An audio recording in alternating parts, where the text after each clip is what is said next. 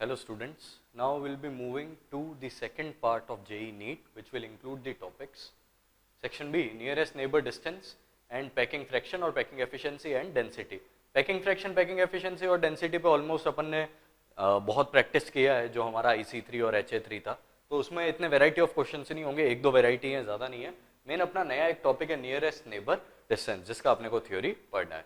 आ जाओ, इसमें ये पूरा सारा कहानी दिया हुआ है। नियरेस्ट नेबर डिस्टेंस का मतलब बेसिकली क्या है, एक एटम के सेंटर से दूसरे एटम के सेंटर का डिस्टेंस। देखो, अगर दो एटम्स टच कर रहे हैं तो उनके बीच का डिस्टेंस, जैसे हम कोवेलेंट कंपाउंड्स में निकालते हैं, तो वो हमेशा क्या होता है, न्यूक्लियस से न्यूक्लियस तक का डिस्टेंस, मतलब सेंटर से सेंटर तक का डिस्टेंस हो गया ना। ऐसे it is also called inter atomic distance and can be defined as the distance between the centres of the touching atoms और spheres in the adjacent figure. वो जो फिगर दिया हुआ है, D represents the nearest neighbour distance. इस D को क्या बोलते हैं, nearest neighbour distance.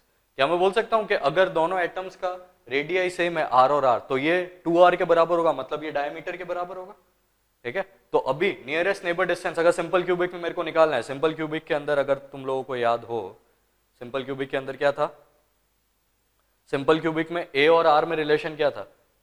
Simple cubic में मैं बोल सकता था कि a is equal to 2r। 2r जहां पे भी है, 2r की जगह मैं क्या रख सकता हूं, वहां हम स्मॉल r लेते थे, यहाँ कैपिटल R, एक ही बात है, वो रेडियस ऑफ स्फीयर ही था। ए 2r है, 2r को मैं लिख सकता हूँ डायरेक्टली डायमीटर। तो नियरेस्ट नेबर डिस्टेंस मेरे को बेसिकली डायमीटर निकालना है, कितना होगा, d इक्वल्स टू ए।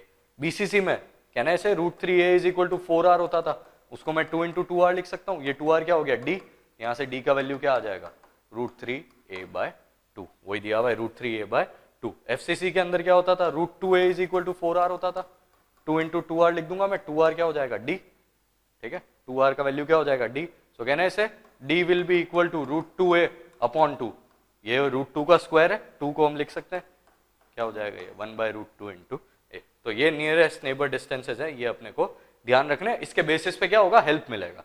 जैसे क्वेश्चन में मेरे को बोला है कि नियरेस्ट नेबर डिस्टेंस x दिया हुआ है सिंपल क्यूबिक में, तो a का वैल्यू मतलब डेंसिटी निकालो, तो मेरे को a चाहिए, a का वैल्यू किसके बराबर होगा, x के बराबर होगा। सिंपल क्यूबिक अगर है तो a और d का वैल्यू क्या होता है, सेम, ठीक है। अब हम लोग स्टार्ट करते हैं क्वेश्चन इसके बेसिस पे। Sodium as a BCC structure with nearest neighbour distance of 366 picometre, calculate its density. आ गया क्वेश्चन, पहले ही क्वेश्चन डेंसिटी पे आ गया।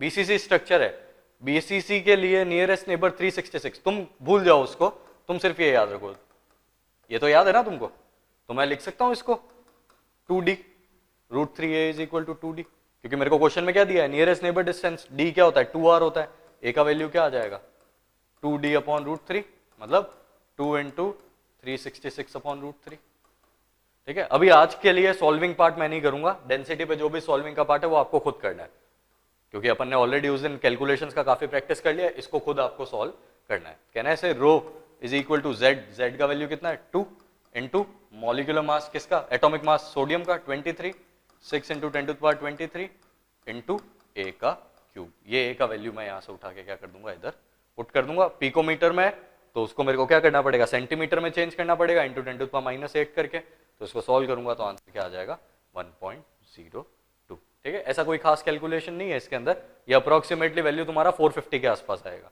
ठीक है, जहां तक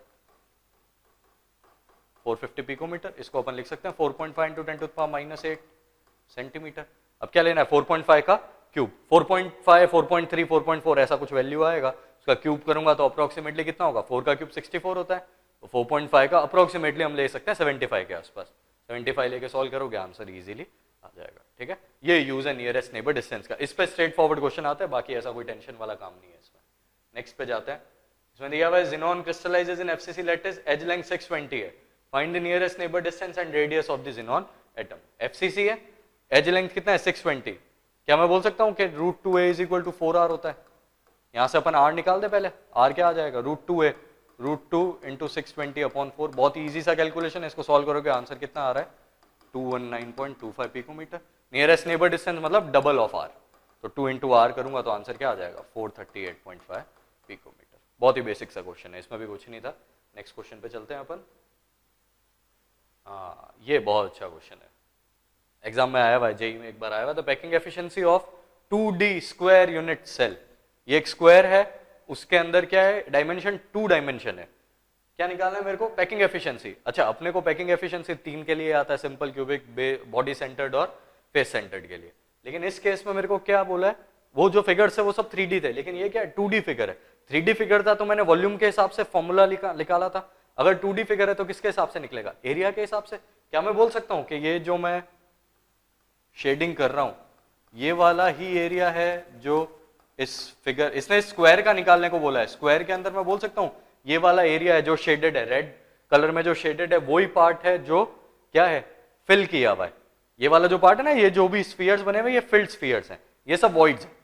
जो भी ये बचा हुआ पार्ट है ये क्या है, वॉइड है। तो कहना है इसे कि packing fraction will be equal to total कितना आ रहा है एरिया ऑक्यूपाई किया हुआ, ये तो हो गया पाई आर स्क्वायर, ये पाई आर स्क्वायर हो गया।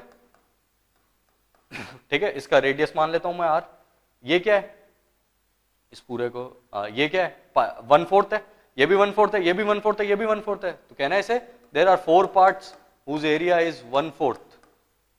1/4 एरिया क्या हो जाएगा सर्कल का, पाई आर स्क्वायर अपॉन 4। ये तो क्या आ गया, total area occupied upon total, अगर मैं इसका साइड मान दूं कितना है ये ए, ये भी कितना होगा स्क्वायर है, तो चारों साइड्स क्या होंगे बराबर, लिख सकता हूं ए स्क्वायर। अगेन क्या आ गया ये formula 2 pi r square upon a square. अब अगर मेरे को ए और आर में रिलेशन निकल जाए तो काम हो जाए। कहना है इसे एफसीसी जैसा दिख रहा है ये मेरे को एक्चुअली, ये वाला जो डिस्टेंस है ये भी आर होगा, ये पूरा 2r होगा और ये r होगा, और ये पाइथागोरस थ्योरम से √2a निकलेगा फेस डायगोनल की तरह। तो कहना है इसे √2a is equal to 4r। वही जो फेस सेंटर के एटम में आता था वो 3D था, ये 2D है। कि यहां पे क्या करूं मैं, √2a is equal to 4r, r की जगह मैं लिख दूं 2 पाई, r की जगह क्या आ जाएगा √2a अपॉन 4, मतलब कहना है इसे 2a square upon 16 upon a square से a स्क्वायर कटा 2 2 4, ये भी 4, क्या आ गया आंसर पाई बाय 4। पाई का वैल्यू कितना होता है 3.14 अपॉन 4, अप्रोक्सीमेटली कितना आ जाएगा ये 0.785, परसेंट में कन्वर्ट करूंगा तो कितना आएगा 78.5%। ठीक है, बहुत अच्छा क्वेश्चन था। ऐसा कोई भी हाइपोथेटिकल क्वेश्चन आ सकता है जिसमें तुमको पैकिंग फ्रैक्शन निकालने का बोला जाए, या तो 2D में आएगा या 3D में। 3D में आता था तो वॉल्यूम लेते थे, 2 डायमेंशन में अपने को पता है एरिया लेते हैं हम, तो हमने क्या ले लिया एरिया ले लिया, अंदर एरिया कितना ऑक्यूपाई किया हुआ है और टोटल स्क्वायर का एरिया कितना है। ठीक है, नेक्स्ट क्वेश्चन में चलते हैं अपन। In a FCC unit cell, atoms are numbered as shown in the figure। ये एक फिगर दिया हुआ है मेरे को, ठीक है।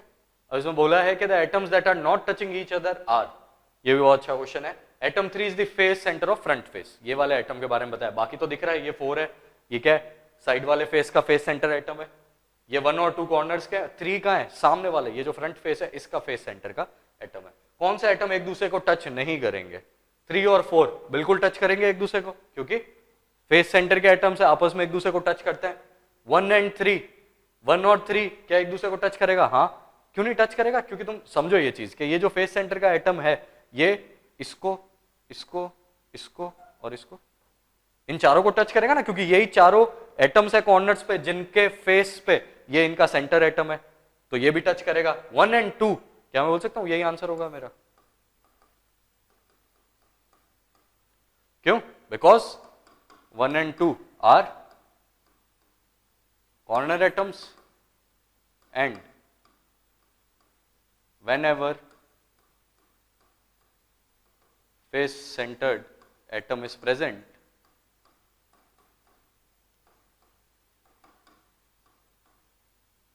corners do not, corner atoms basically do not touch each। Last वाला ऑप्शन क्या है 2 and 4, 2 ये वाले फेस का कॉमन एटम है, इस फेस का भी है, इस फेस का भी है, 4 से टच करेगा ना बिल्कुल, तो मतलब आंसर क्या हो जाएगा मेरा कॉर्नर एटम्स, क्योंकि फेस सेंटर पे जब भी एटम आता है तो कॉर्नर एटम्स क्या हो जाते हैं, दूर हो जाते हैं, वो दोनों एक दूसरे को टच नहीं करेंगे। बेसिक क्वेश्चन था ये भी, अच्छा क्वेश्चन है comparatively. Next, how many unit cells, mole concept पे क्वेश्चन है, सिंपल है वैसे बट बहुत बार एग्जाम में आता है इसीलिए इंपॉर्टेंट है। How many unit cells are present in a cubic shape crystal of NaCl of mass 1 gram. अब जो मैंने तुम लोगों को बोला था कि जो टेबल है जो हमने लास्ट बोर्ड्स के लेक्चर में पढ़ी थी वो बहुत इंपॉर्टेंट थी। वो बहुत इंपॉर्टेंट क्यों थी? NaCl आ गया, तुमको पता ही नहीं है कि NaCl FCC है, BCC है या जो भी है, तो मैं कैसे पता करूंगा यूनिट सेल कैसे आएंगे? क्योंकि यूनिट सेल के लिए मेरे को नंबर ऑफ एटम्स तो चाहिए, है ना। नंबर ऑफ एटम्स नहीं होंगे तो यूनिट सेल का कैसे पता पड़ेगा? NaCl क्या बनाता है? FCC। सो कहना है इसे कि 4 form 1 unit cell. Z effective कितना था 4, जितना Z इफेक्टिव होता है वो सब मिला के क्या बनाते हैं 1 यूनिट सेल। तो कहना है इसे 1 atom will form 1/4 unit cell. लेकिन कितने एटम्स है मेरे को नहीं पता है ना, पता है वो देखो मास गिवन है कितना 1। कहना है इसे, ये आ गए इसके मोल्स 58.5 इसका मॉलिक्यूलर मास इनटू 6.0 इंटू 10⁻23। क्या मैं बोल सकता हूं इतने एटम्स है मेरे पास?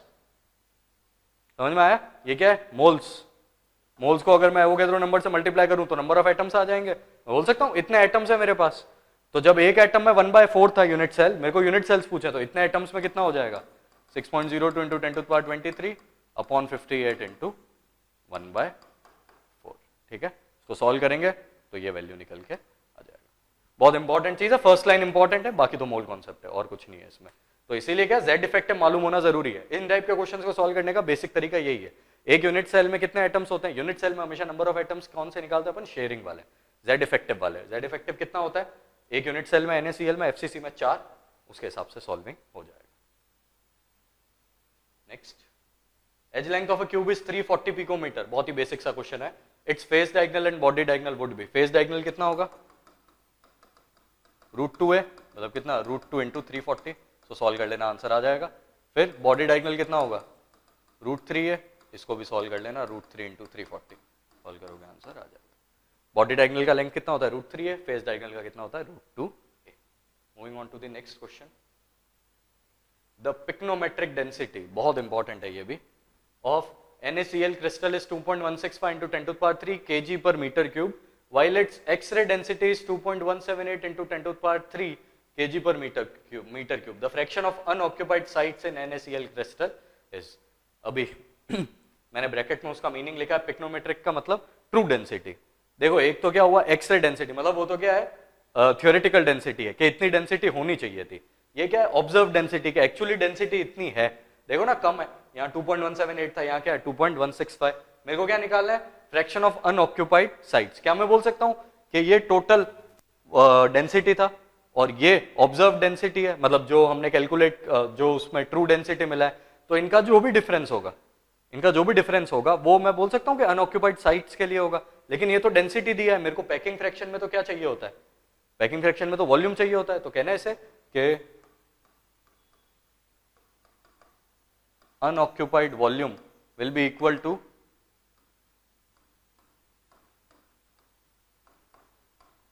density upon mass upon density। क्या होता है? वॉल्यूम होता है। तो मैं बोल सकता हूं कि ये जो वॉल्यूम है ये क्या था? अनऑक्यूपाइड, मतलब टोटल कितना था ये?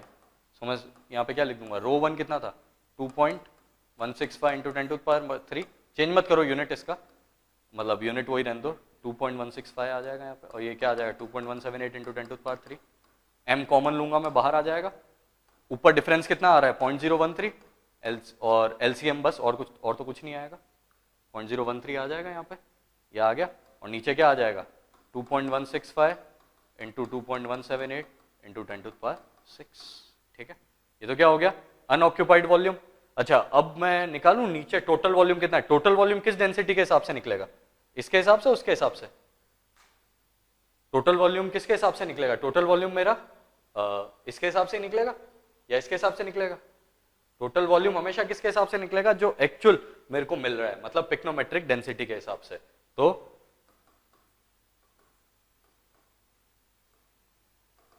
टोटल वॉल्यूम क्या हो जाएगा? टोटल वॉल्यूम इस केस में आ जाएगा अपना m अपॉन पिक्नोमेट्रिक डेंसिटी कितना है 2.165 इंटू 10⁻3। सो कहना है इसे पैकिंग फ्रैक्शन कितना हो गया? ये ले लो 0.013 m अपॉन ये 10⁻3 आएगा ना, यहाँ पे LCM लिया है मैंने, 10⁻6 कैसे आ गया ये इंटू 10⁻3। LCM है ना, कॉमन है ये तो दोनों में। ये आ गया 0.013 m upon 2.165 into 2.178 into 10⁻3 upon m upon 2.165 into 10⁻3। m से m कट जाएगा, 2.165 से 2.165, 10⁻3 से 10⁻3। वैल्यू कितना आ गया 0.013 अपॉन 2.178। इसको सॉल्व करूंगा तो वो वाला आंसर मेरा निकल गया। पे जाके अपना जो पार्ट 2 है, बेसिकली सेक्शन बी जो था डेंसिटी का या नियरेस्ट नेबर डिस्टेंस का पैकिंग फ्रैक्शन का वो खत्म होता है। इसके बाद हम पार्ट 3 करेंगे। पार्ट 2 और पार्ट 1 के बेसिस पे आप DPP 1 सॉल्व कर सकते हैं, ठीक है।